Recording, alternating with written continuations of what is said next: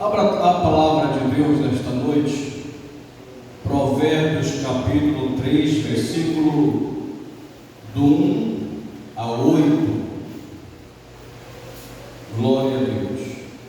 Provérbios capítulo 3, versículos de 1 ao 8, para a nossa meditação nesta noite. Quantos encontraram, diga amém. Glória a Deus. Capítulo 3 de Provérbios, do versículo 1 ao 8. Glória a Deus. Glória.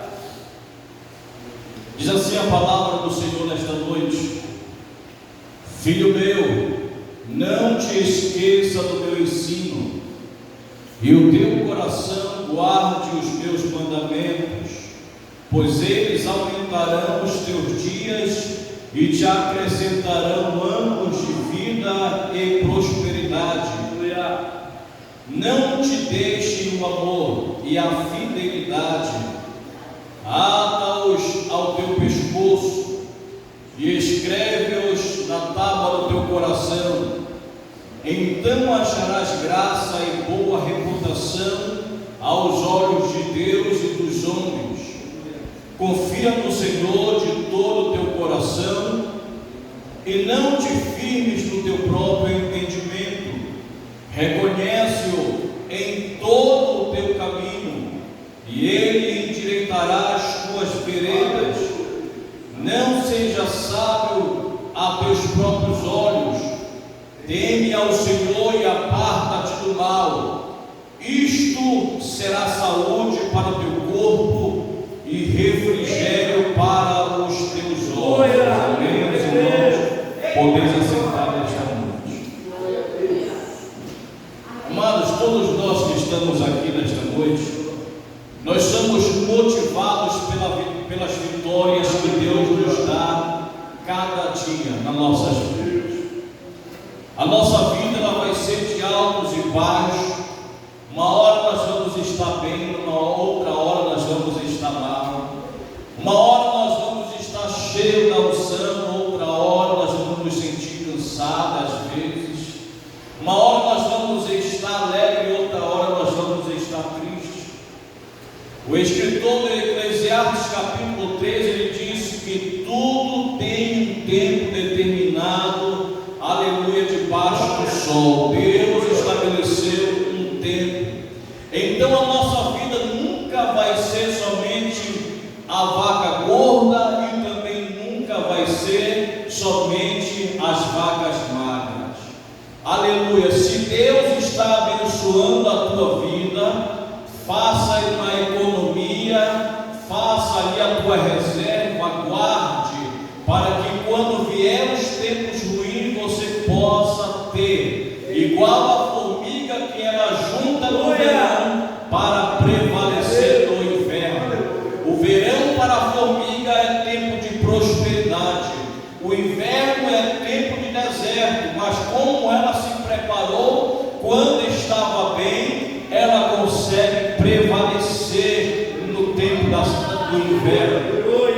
Mas se você estiver vivendo o teu deserto, saiba que Deus já projetou para você tempos de bonança, tempos de fartura, tempos de bênção sobre a tua vida. Tudo tem um tempo determinado debaixo desse sol. E nós somos motivados pelas vitórias que nós conquistamos. O homem, ele é motivado pelas vitórias. Se o ser humano, ele só pega taca dia após dia, ele vai para o chão. Mas quando vem a vitória que Deus nos dá, vem também a nossa força, e Deus alegra o nosso coração. Nós somos motivados pelaquilo que nós conquistamos, pela fé no Senhor Jesus, e é Deus que nos abençoa. E aqui no capítulo 3 de Provérbios, Salomão, que é o escritor, um homem que é nascido de mulher, não houve antes dele um homem tão inteligente, e depois dele, segundo a promessa, não haveria um homem que tivesse um coração tão sábio sabedoria, para que nós pudéssemos meditar na palavra do Senhor, aprender ela, ouvir e a colocá-la em prática. A palavra do Senhor, ela é poderosa em si mesma, ela é poderosa porque ela é de Deus, e toda palavra é inspirada e proveitosa para o nosso ensino. Aleluia! Se a palavra em si ela é poderosa, agora tu imagina quando ela é aplicada na nossa vida. Jesus, ele falou que o homem que ouve a palavra do Senhor e as coloca em prática, ele é semelhante ao homem prudente. Além de prudente, ele é semelhante a uma casa que foi construída numa rocha. Aí Jesus vai explicar o motivo da vida do homem que ouve a palavra de Deus e aplica no seu caminho. É que quando vem a chuva, as tempestades, as ventanias do dia a dia, a sua casa ela permanece de pé. A chuva passa, as tempestades passam, mas o homem que coloca em prática a palavra do Senhor permanece de pé. Aleluia! Então a palavra de Deus é poderosa na nossa vida. Salomão vai dizer, aleluia, no texto, dizendo: filho meu, não te esqueça do meu ensino. Salomão, ele vai ensinar aqueles que ouviram na sua presença e aos futuras pessoas iguais nós, que agora estamos lendo aquilo que Salomão, inspirado pelo Espírito Santo, deixou.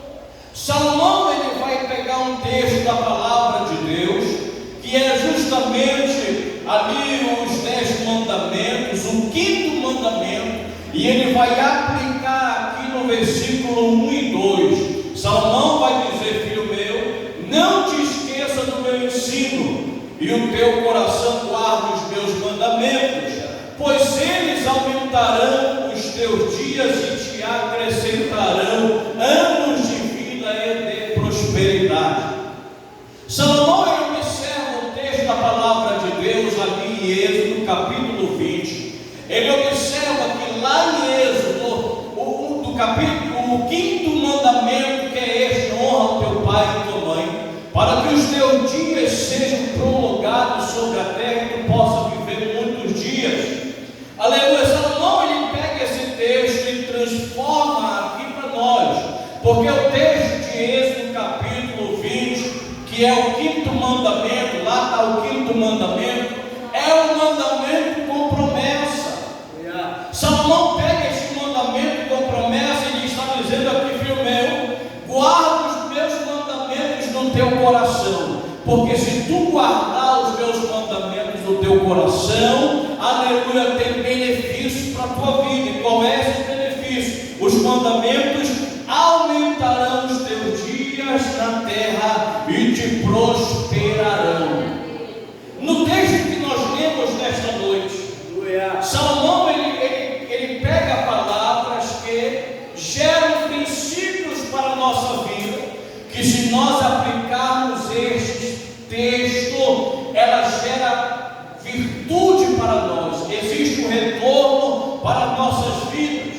São 8 versículos, e nesses 8 versículos são 4 coisas que Salomão vai nos ensinar, que geram na nossa vida vitória. A primeira é: ouve, meu filho, ouve, aleluia. Salomão está se colocando na qualidade de pai daqueles que vão ler o texto, e eles vão chamar aqueles que vão ler o leitor de filho. É por isso que ele pega o texto lá, o 5º mandamento de Êxodo, diz: ouve o teu pai, para que teus dias sejam acrescentados. Então Salomão se coloca na qualidade de pai dos leitores, daqueles que vão ler, dizendo: filho meu, ouve o meu ensino, porque e guarda os mandamentos, porque eles vão acrescentar, aleluia, os teus anos de vida e de prosperidade.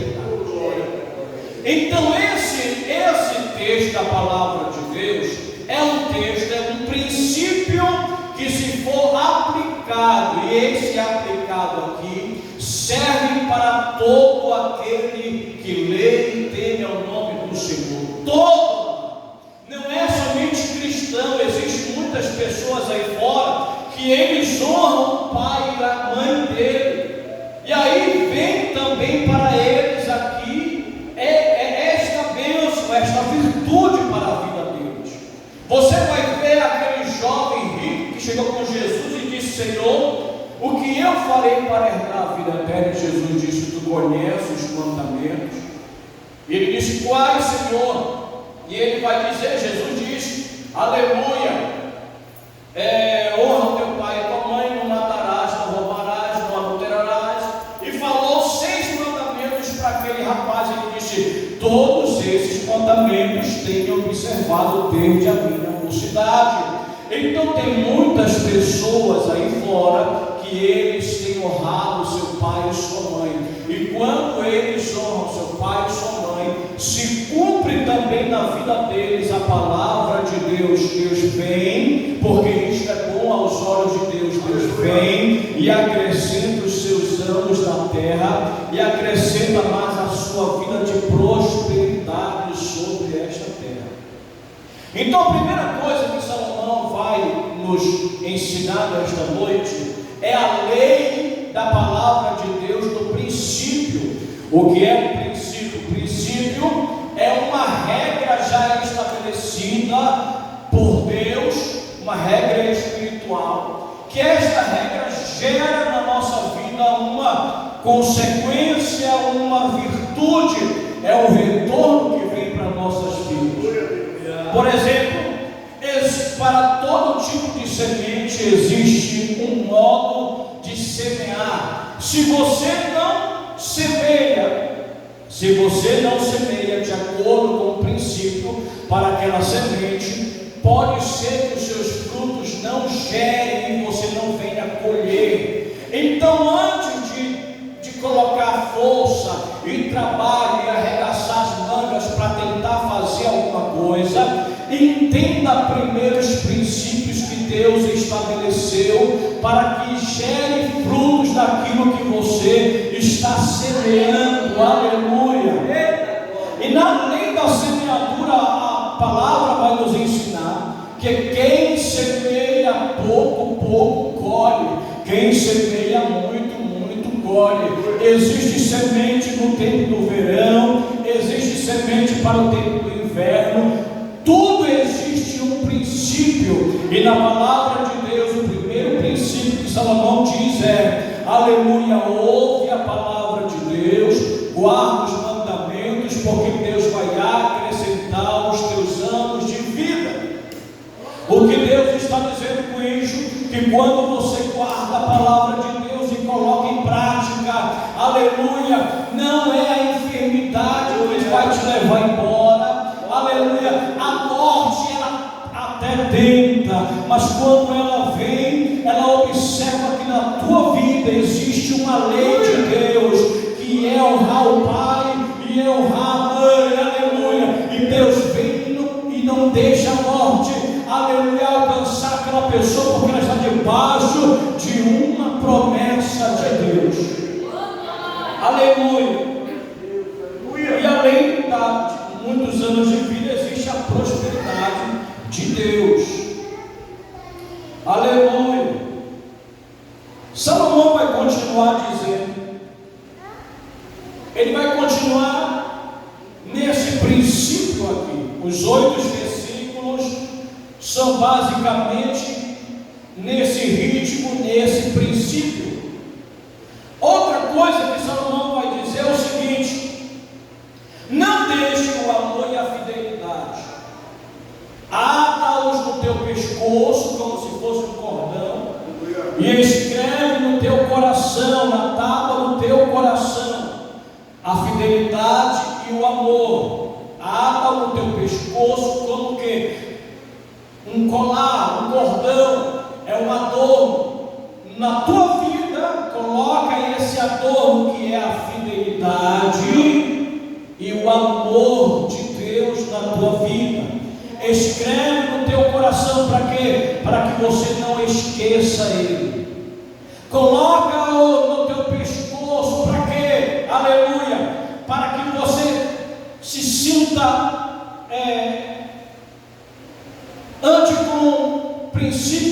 valores, a fidelidade. Lá vai um homem que tem uma vida fiel com Deus, lá vai um homem que é cheio de amor. São coisas que estão nas nossas vidas não como dons, mas como fruto do Espírito Santo. E quando nós fazemos isso, Salomão vai dizer: então acharás. Quando nós colocamos o amor de Deus e a fidelidade de Deus na nossa vida, nós achamos graça e boa reputação. Salomão vai dizer: acharás graça e boa reputação diante de Deus, e além de diante de Deus, também diante dos homens. Tem muitas pessoas que dizem assim: eu não quero nem saber o que pensam de mim. Tudo bem, cada um pensa de como quiser, mas a palavra de Deus nos diz o seguinte: que nós somos sal e que nós somos a luz do mundo. E além disso, nós somos uma carta aberta para as pessoas. As pessoas, elas olham para nós e elas podem tanto zombar de Deus, ou como glorificar o nome do Senhor através das nossas vidas. Nós somos uma carta linda diante do Senhor. Então é importante para o cristão, sim, aleluia, o modo como ele se comporta diante das pessoas aí fora. E a palavra de Deus vai dizer que aquele que guarda o amor na tábua do seu coração, e aquele que, aleluia, coloca no seu pescoço a fidelidade como um adorno, eles acham graça e boa reputação. O amor, ele é o princípio para que as nossas obras sejam aprovadas. Sem o amor, qualquer obra que nós fizemos, ela é desaprovada diante de Deus. Sem o amor, toda obra que nós fizemos se queimará quando for passada pelo fogo. Então no coração do crente tem que estar o amor, e no seu pescoço tem que andar, aleluia, o adorno da fidelidade diante do Senhor. A fidelidade e o amor estejam sobre a tua vida como fruto do Espírito Santo. E quando você anda no fruto do Espírito Santo, aleluia, diante de Deus você acha graça, e diante dos homens você acha uma boa reputação. É princípio de Deus para a nossa vida. Aí Salomão vai continuar no seu terceiro princípio dizendo: confia no Senhor de todo o teu coração e não te firme no teu próprio entendimento. Reconhece-o em todo o teu caminho. Quando Salomão ele vai nos ensinar isso, ele vai dizer o seguinte: o princípio é este, a semente é esta, mas o fruto, que quando você confia no Senhor e reconhece Ele em todo o teu caminho, o fruto é esse: Ele endireitará as tuas veredas. Aleluia. Veredas é caminho, é o caminho em que nós andamos, e no nosso caminho muitas vezes tem as ciladas do diabo. No nosso caminho muitas das vezes vai ter a tentação, vai ter os laços, aleluia. Mas quando nós confiamos no Senhor, aleluia, e reconhecemos Ele na nossa vida, aleluia, o Senhor, Ele vai nos dando livramento, Ele vai nos desviando das ciladas, e nós conseguimos chegar lá no final, aleluia, servindo ainda ao Senhor. O quarto, Salomão vai dizer: não seja sábios aos teus próprios olhos, teme ao Senhor, aparta-te do mal. Aleluia. Esta é a semente. Qual é o resultado? Isto será saúde para o teu corpo e refrigério para os teus ossos. Aleluia. Será saúde para o teu corpo. É como se fosse o remédio específico específico para a tua enfermidade, o remédio, aleluia, o antídoto para aquela situação, aleluia. Salomão está dizendo: não seja sábio aos teus próprios olhos, teme ao Senhor, glória a Deus, aparta-te do mal, glória a Deus. E apartar do mal aqui, irmão, não é eu chegar aqui, olha para mim aqui, ó, não é eu chegar aqui e ver aqui este arranjo, e eu chegar com a minha tesoura e só fazer aqui, ó, uns cortes podando aqui, porque se eu podar o mal, ele vai crescer novamente. Então o mal, ele deve ser arrancado pela raiz, aleluia. O mal deve ser arrancado pela raiz. Então Salomão está dizendo que quando você aparta do mal e você teme ao Senhor, aleluia, você vai ter saúde no teu corpo e refrigério para os teus ossos, aleluia.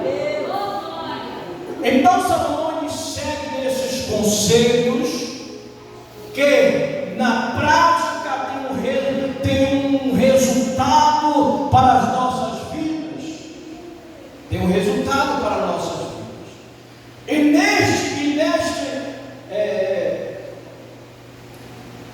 nesta continuidade, eu quero te deixar aqui 3 conselhos também da parte do Senhor. Aleluia. Nós estamos buscando a Deus para que nós possamos chegar até o final, ouvir a trombeta ser tocada e subir no arrebatamento. Eu vou deixar para você 3 conselhos aqui nesta noite. Por quê? Porque nós queremos ir para o céu, amém? Quem quer ir para o céu? Glórias a Deus. Você sabe que o pecado, ele tirou Adão do Éden. Quando Adão e Eva pecaram contra Deus, imediatamente eles foram tirados do Éden. O pecado também tirou Saul do trono de Israel. O pecado tirou Davi do palácio. E o pecado, ele quer tirar o homem de Deus da presença dele. Aleluia. Então, você vê na história, quais as consequências que foram cometidas na vida de muitos homens de Deus e quais as consequências que eram para eles. E nesta noite eu quero deixar para você aqui, porque estes conselhos tanto servem para o descrente, tanto servem para aqueles que estão desviados e tanto servem para os santos do Senhor. O primeiro conselho que eu deixo para você nesta noite é: feche todas as brechas da tua vida. Feche todas as brechas da tua vida. Não adianta nós levantarmos um muro tão alto de proteção se nós deixamos brecha para o adversário entrar e sair a hora que ele quiser. Missionário, qual é a diferença de uma brecha para uma porta? É que uma porta você arquiteta fazer ela, você planeja fazer ela. Uma brecha não, você é apenas dar um vacilo ou você se desliga de algo, é algo que não é planejado. Então, no crente em Cristo Jesus, ele não planeja fazer uma porta para o diabo entrar e sair, não. Nenhum crente em Cristo Jesus planeja isso. Mas na maioria das vezes o crente, ele deixa brechas para o diabo entrar e sair a hora que quer. Quais são essas brechas? Essas brechas muitas das vezes são pequenas atitudes que o crente comete no dia a dia, que às vezes a gente acha assim, mas é coisa tão pequena, é coisa tão pequena de ser, de que eu faço, eu acredito que isto aí não me prejudica.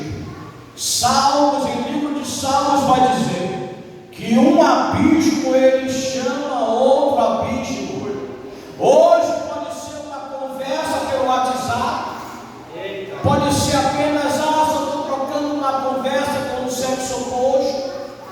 Depois passa a enviar uma foto, e assim vai o abismo, ele vai chamando o outro abismo. Também é para uma amizade que às vezes nós podemos ter, que é infrutífera perante a presença de Deus.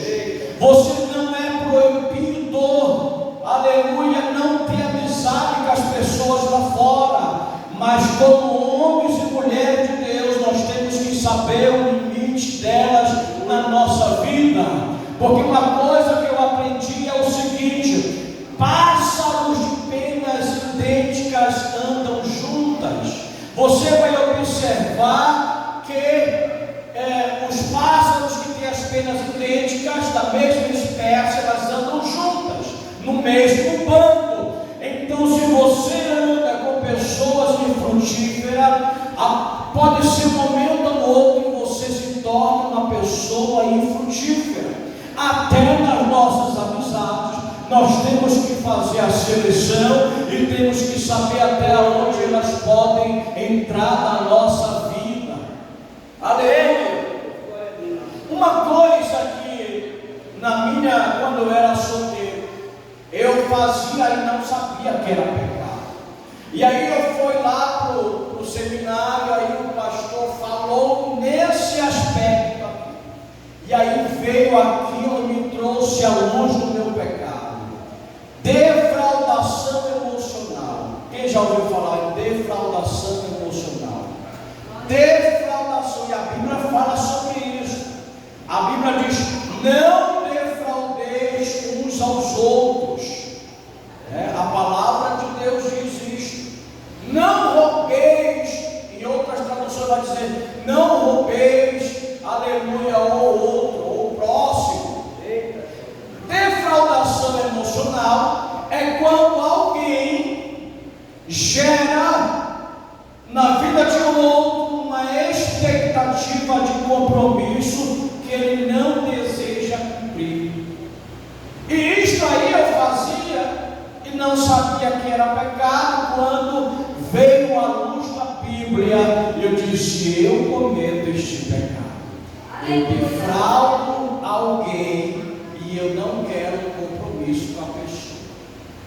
Então isto se torna brecha na nossa vida, aonde o adversário ele consegue ter acesso na nossa vida.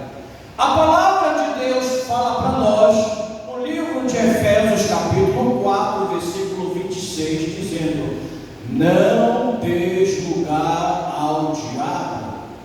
Eu falei isso aqui no domingo pela manhã, na festa do ciclo de oração, que nesta questão que Paulo vai falar aos Efésios, não deixe lugar ao diabo, a palavra de Deus nos ensina que o diabo ele vai trabalhar de forma em buscar uma legalidade na nossa vida. Se você não tem brecha na tua vida, ele não tem como acusar você. Se você tampou as brechas como Neemias, não tem como o adversário, ele vai rodear a cidade, ele vai buscar uma brecha, não vai conseguir entrar, porque todas as brechas foram fechadas. Neemias tampou todas as brechas, não tinha como o adversário entrar ali. Deste mesmo modo, na vida espiritual do cristão, quando ele tapa as brechas, não tem como o adversário dizer alguma coisa sobre a nossa vida. Aleluia. Por quê? Porque o diabo, ele trabalha com a legalidade. Legalidade. Se ele encontra brecha na vida do homem de Deus, ele encontra como entrar e pelejar. E aí, quando ele começa a pelejar, a gente tem que se esforçar mais agora para vencer ele. Mas quando você fecha as brechas diante do adversário, se torna mais fácil vencê-lo, se torna mais fácil, aleluia, receber de Deus a vitória. Foi o que Jesus falou: se a minha palavra estiver em vós, vós, aleluia, pedireis tudo o que quiseres e vos será feito. Quando nós fechamos as brechas, aleluia, nós temos um resultado maior de vitória na presença de Deus. É claro que a vida do cristão, como eu falei no começo, é altos e baixos, até mesmo na vida espiritual. Na nossa vida, uma hora nós vamos estar vigiando e outra hora não, vamos estar forte, outra hora não, mas nós temos, aleluia, a fonte, temos que saber aonde está a fonte, para nós entrarmos nela e ser fortalecidos pelo Senhor. E a fonte é Jesus, a palavra de Deus. Então, o primeiro conselho que eu deixo aos irmãos nesta noite é: feche todas as brechas da tua vida. São muitas coisinhas que a gente pratica, mas, como diz a palavra de Deus, Paulo a Timóteo, a fim de que o homem de Deus seja aperfeiçoado, ou seja, maduro, para entender aonde está a brecha e tapar a brecha. Tapar a brecha. Neemias fala de brecha, que ele tapou. Se eu não me engano, em Cantares fala das raposinhas, pequenininhas, mas destruíam vinhas gigantes. As mesmas raposinhas é as mesmas brechas que fala no livro de Neemias. São coisas pequenas que não podem ser podadas, têm que ser arrancadas pela raiz. Aleluia! Então cada um, Paulo vai dizer, analise-se o homem a si mesmo, e cada um tampe as suas brechas diante de Deus. A segunda coisa que eu quero deixar para você é: rejeite os pratos oferecidos pelo diabo.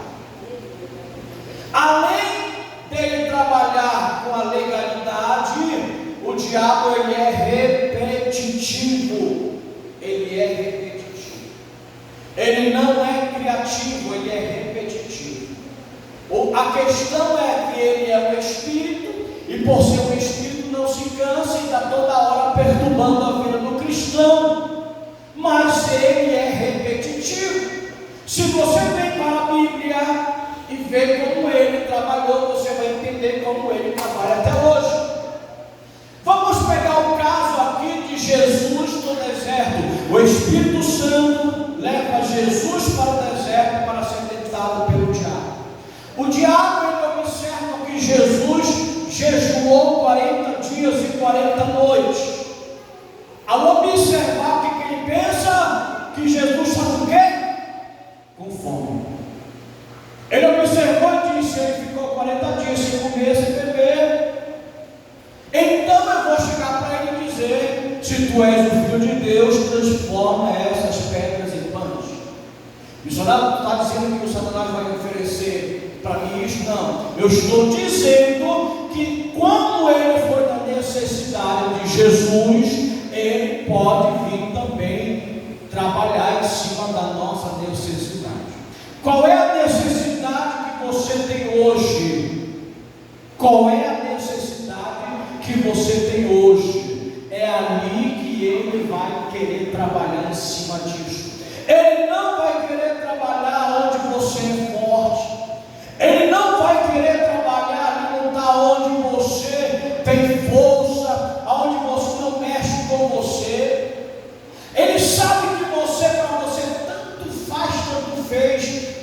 Vamos dizer assim, tem pessoas que passam no local e tem um relógio de alguém ali. Não pode ver nada de ninguém, que a pessoa vai e leva como se fosse dele. Mas tem pessoas que para ele tanto faz aquele objeto que está ali, ninguém está vendo, e sabe que não é dele, ele vai embora, ele sabe que não é dele. Ele, o diabo, não vai trabalhar em cima onde você é forte, ele vai querer trabalhar onde nós somos necessitados. E se existe uma coisa na vida do ser humano, é isto: todo ser humano existe um ponto fraco dele. Não existe nenhum ser humano que diga: eu sou forte em todas essas áreas. O diabo pode vir, que eu vou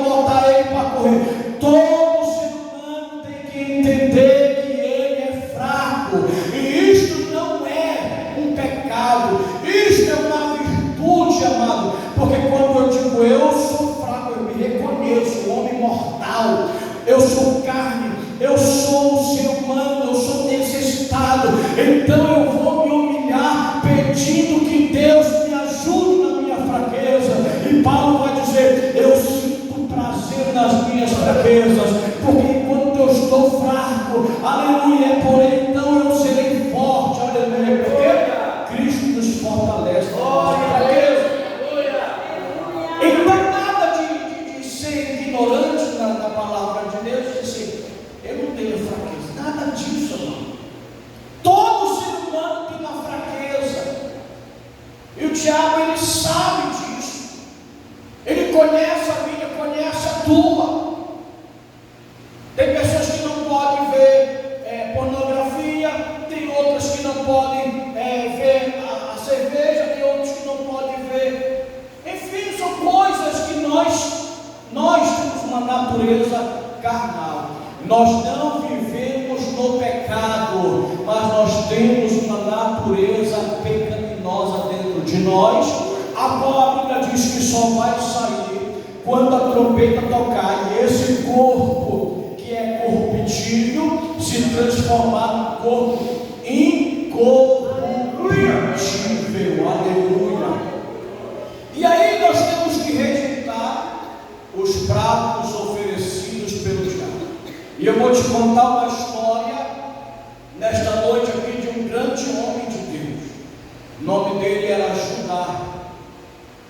Judá, se você for ver na história, Judá sempre tomava a iniciativa de defender, de se colocar como responsável diante dos seus irmãos. Você vai ver isso na história de Judá, na história de Israel. E aí, a Bíblia vai dizer, Judá teve 3 filhos. 3 filhos. Judá teve 3 filhos e casou o primeiro. Aí a Bíblia vai dizer que o primeiro filho de Judá era mau aos olhos do Senhor e Deus o matou. Judá chegou com o segundo filho dele e disse: assume a mulher do teu irmão e gere uma descendência para o teu irmão.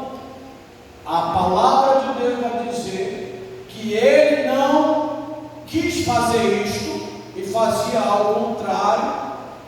Não vou entrar nesse detalhe para nós não prolongarmos, mas aí a palavra de Deus vai dizer que o Senhor também matou 2 filhos de Judá. Judá tem um terceiro filho que ele guardou porque era menino, não deixou casar com aquela mulher. O tempo foi passando, a mulher de Judá faleceu, morreu. Judá entra no luto.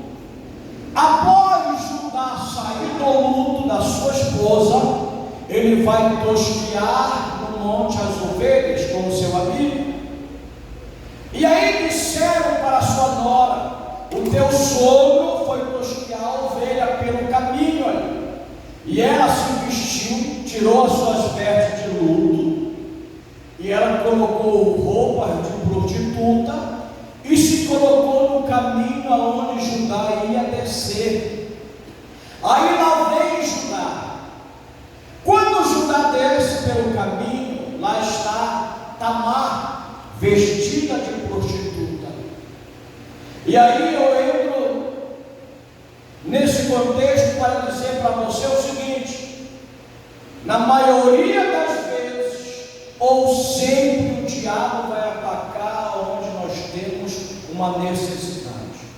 Judá era viúvo, e o homem só tinha a necessidade de ter, já tinha uma vida sexual ativa, e ele agora está viúvo, sem a sua companhia, sem a sua esposa. E Tamar, ela vai o quê? Se colocar no caminho dele como uma prostituta.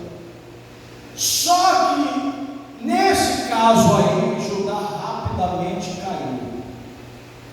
Não precisou, ali o diabo coloca ali uma armação para que Judá caia no pecado.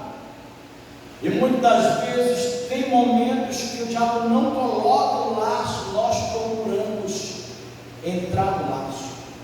E aí a Bíblia vai dizer que Judá quer dormir com a mulher, com Tamar, sem saber que é a sua nora. uma comigo, e aí Judá disse: eu vou te mandar um cabrito lá no meu rebanho.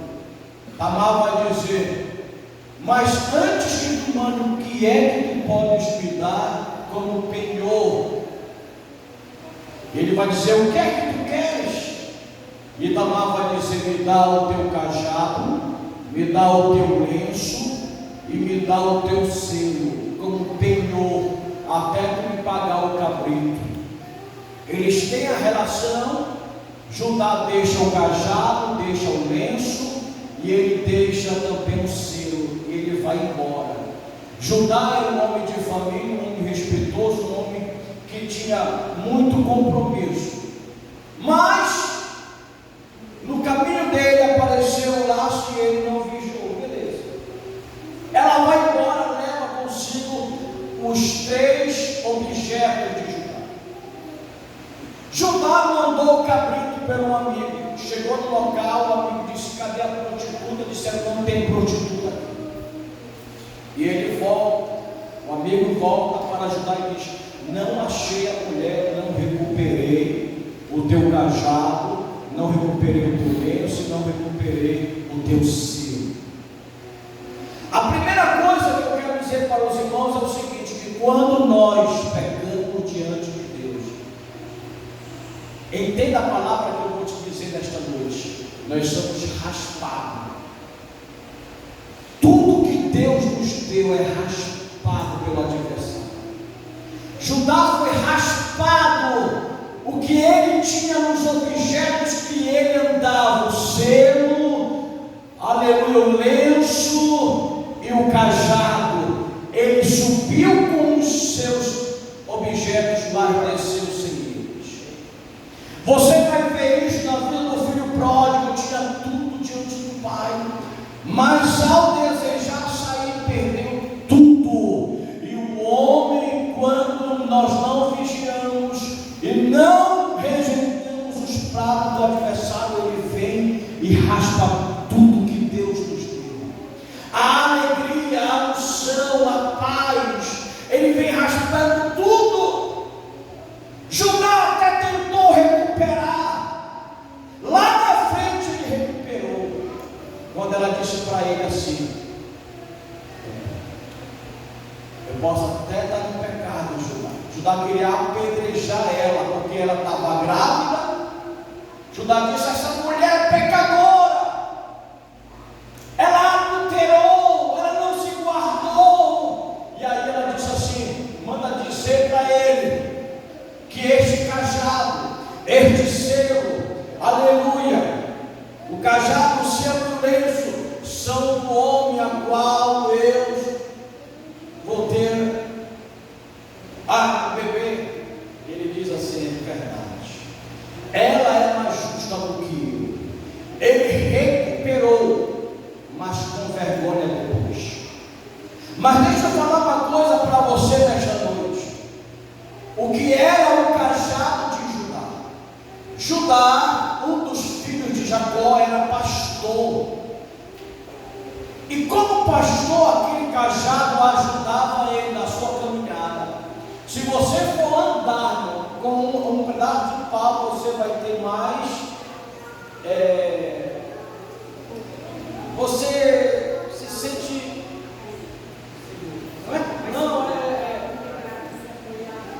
Você mais apoiado, você consegue andar melhor e mais longe do que sem nada. Além disto, o cajado fazer em Judá, o cajado representava a autoridade. O cajado representava também um instrumento de trabalho. O cajado representava na vida de Judá aquilo que ele havia recebido de Jacó, que era a bênção de Deus para a sua vida. Então ele perde o cajado, ele perde o lenço. Em outras traduções você vai ver cordão, em outras traduções você vai ver lenço.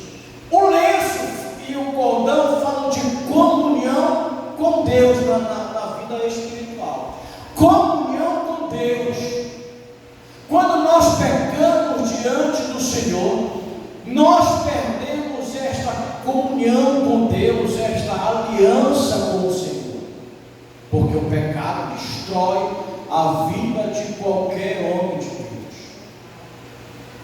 Além do cajado e do lenço, Judá também perdeu o selo.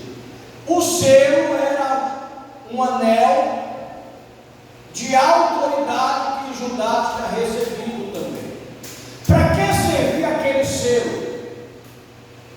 Aquele selo era um anel que vinha aqui com algum desenho ou alguma letra no anel, e ele era colocado num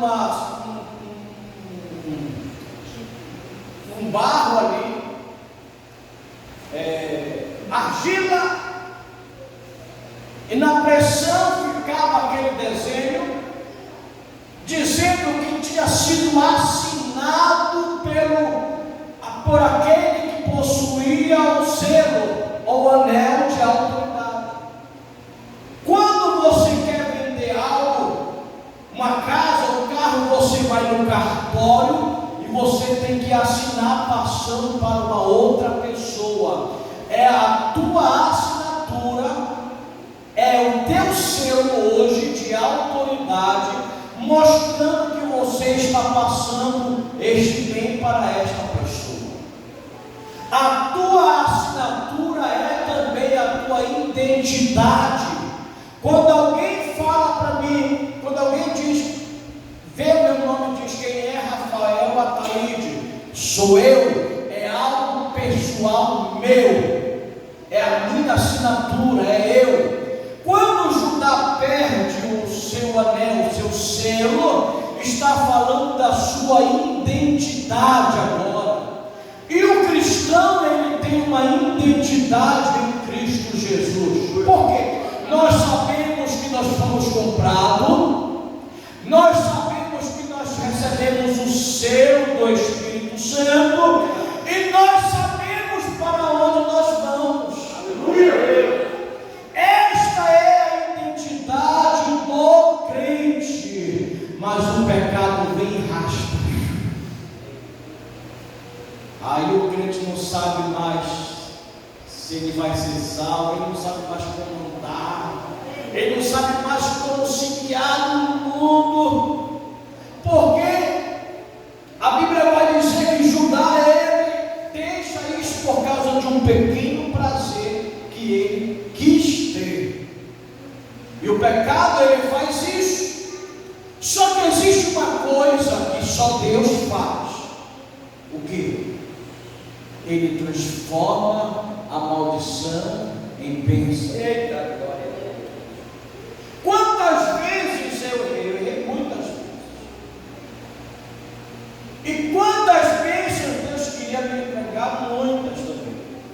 Mas todas as bênçãos que Deus falou ao meu respeito, e todas as bênçãos que Deus falou ao teu respeito, aquilo que Ele quer fazer na tua vida, não tem pecado que mude os planos de Deus. Não tem pecado que frustre os planos de Deus. Jó vai dizer, eu te conhecia somente de ouvir falar de ti, mas agora os meus olhos te contemplam, e os teus planos não podem ser frustrados.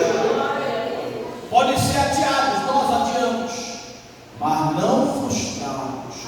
Tudo que Deus falou ao meu e a teu respeito estão de pé, porque Ele não é homem para que minta, e não é filho do homem para que se arrependa. Aleluia.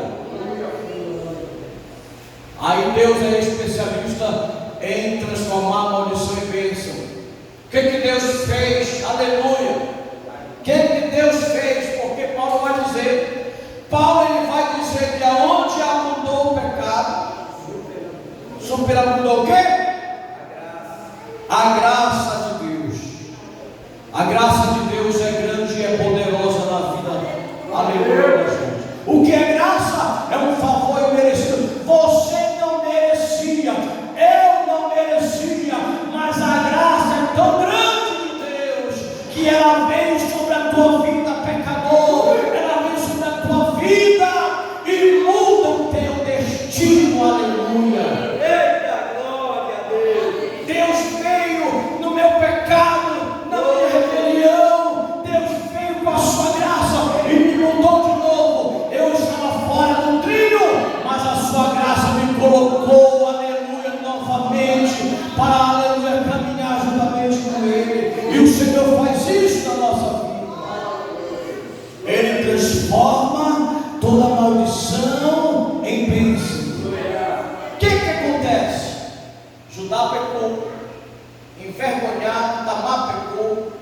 Mas sabe o que a Bíblia diz?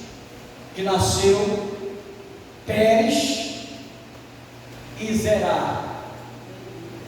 Sabe quem é Pérez e Zerá? Eles entram na cronologia de Jesus. Eles vêm na descendência de Jesus. Pérez significa brecha, rompimento. Tamar para grávida é gente. Primeiro bota a mão para fora, a parteira vai e amarra o fiozinho aqui. Quando ela bota a mão para fora, isso aqui é o primeiro, só que ele recolhe. O primeiro significa Pérez, que é brecha, que é rompimento, rompeu. O segundo será, significa nascer do sol.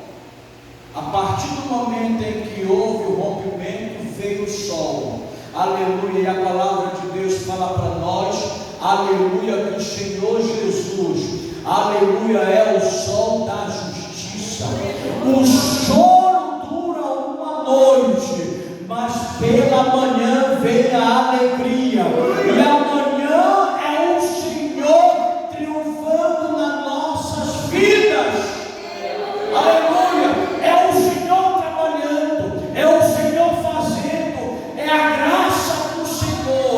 E aquelas duas crianças que nasceram no pecado, aleluia, elas foram colocadas na genealogia do Salvador do mundo, porque o Senhor é especialista para transformar toda maldição em bênção, toda maldição em bênção na nossa vida. Mas deixa eu falar uma coisa para você, com toda a graça de Deus, rejeite os pratos que lhe ofereceram. E tu quer saber um detalhe disso? É que quando mais perto você está de Deus, mais fácil os pratos chegam, com uma facilidade. Pode ser o crente mais feio da igreja, mas ele está cheio de Deus. Já vai mandar aquela bonitona para tentar raspar a unção da vida dele. Então a gente tem que o quê? Rejeitar os pratos oferecidos pelo diabo, mas sabendo que o Senhor transforma toda maldição em bênção. Terceiro conselho que eu quero te dar nesta noite: além de tampar as brechas, além de rejeitar os pratos oferecidos pelo diabo, construa um altar particular dele. Construa um altar particular dele. Um altar particular. O que é que tem no altar? Quais os elementos do altar? O que é que se faz diante do altar e o que é que se oferece diante do altar? Cada um deve ter um altar particular, seu e Deus. Nós estamos nesta noite aqui em um culto, onde nós nos reunimos, mas ao sairmos deste lugar, nós podemos construir o nosso altar particular.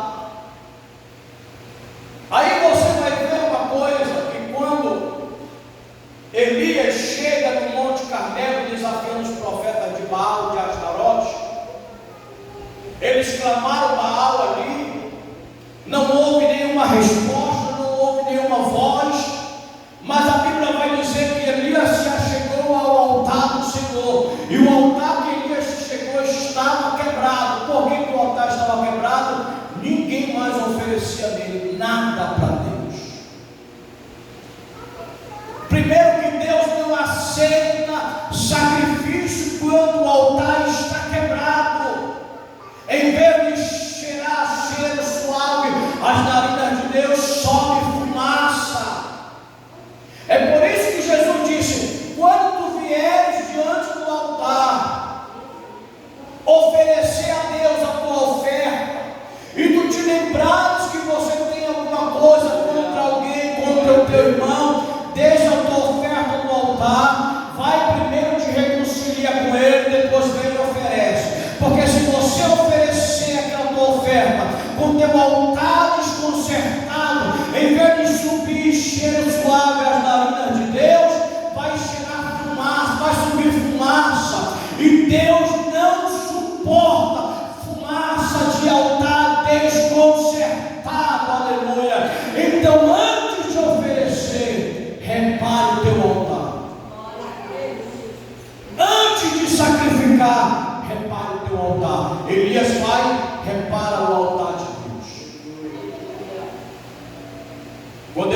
observar a vontade de Deus, Elias coloca ali o sacrifício, coloca a lenha, coloca o sacrifício, derrama água, que água naquele tempo era algo raro ali, não chovia há muito tempo.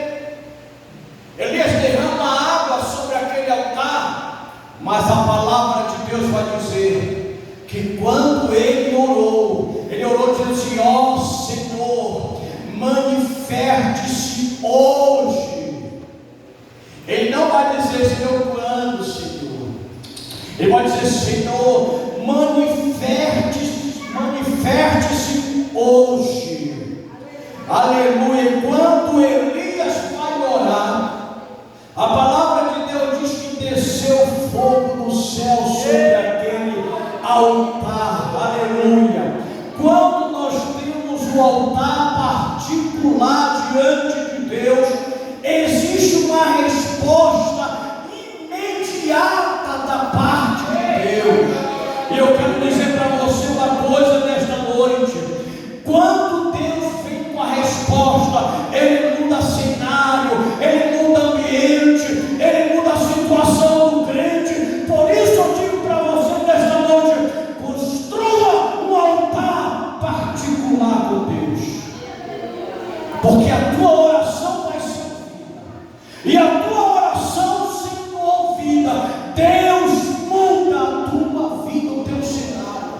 Em vez de você correr atrás da bênção, a bênção vai correr até você, te alcançar e te abençoar. Fica de pé nesta noite. Glória a Deus. Eu tinha algumas coisas para dizer aos irmãos, Eita glória. mas eu quero dizer para você nesta noite: feche as brechas, Aleluia.